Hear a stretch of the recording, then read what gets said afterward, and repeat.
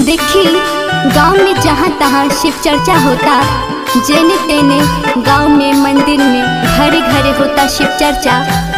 ये देख के एगो गुरु बहना शिव चर्चा करावे के चाहतारी और कहतारी अपना पति देव से कि हाँ हम शिव चर्चा करावे के चाहतानी बहुत दिन से, आना हो तो शिव चर्चा करा दियो। अब कैसे कहतारी हम कराई के शिव चर्चा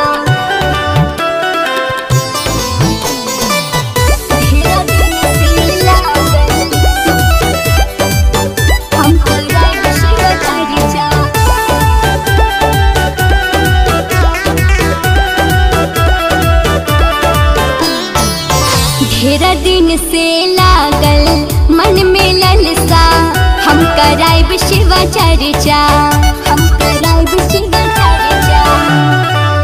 ढेरा दिन से लागल मन में ललसा, हम कराइब शिव चर्चा। पिया हो कराइब शिव चर्चा, सैया हो कराइब शिव चर्चा। गुरुजी ला करब तनि सा खर्चा, हम कराइब शिव चर्चा।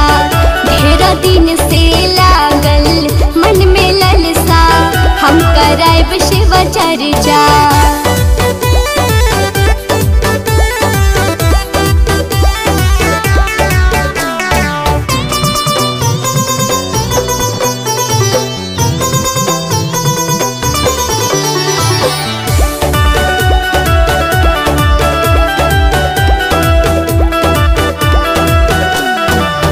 जाई बाजारे रउआ कंगन ले आई जी, अम्मा जी के भेज के पियर फूल मांगवाई जी, फूल मांगवाई जी। जाई बाजारे रउआ कंगन ले आई जी, अम्मा जी के भेज के पियर फूल मांगवाई जी।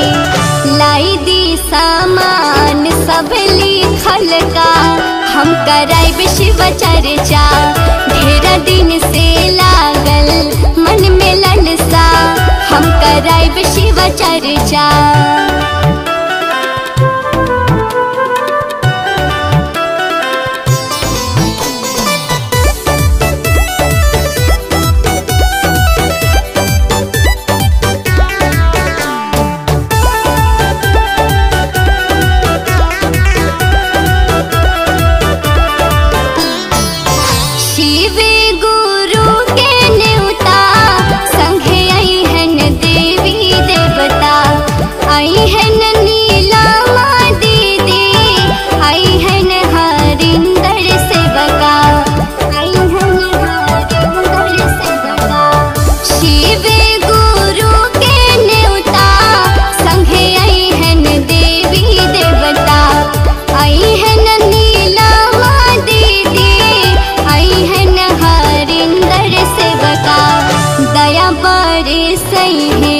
सबके ऊपरा हम कराइब शिव चर्चा।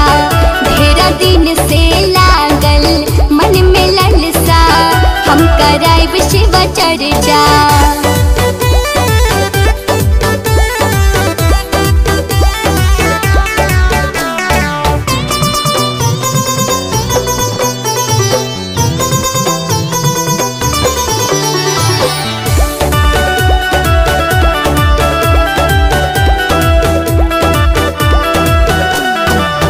गुरु भैया गुरु बहिना सबके बोलाइब हो, शिष्या बहिने लोग से चर्चा कराइब हो, चर्चा कराइब हो।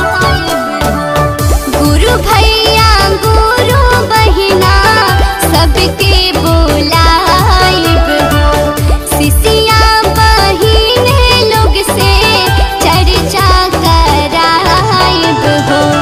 भजन गई है सोनम होई जलसा, हम कराइब शिव चर्चा। ढेरा दिन से लागल मन में ललसा, हम कराइब शिव चर्चा। ढेरा दिन कराइब शिव चर्चा।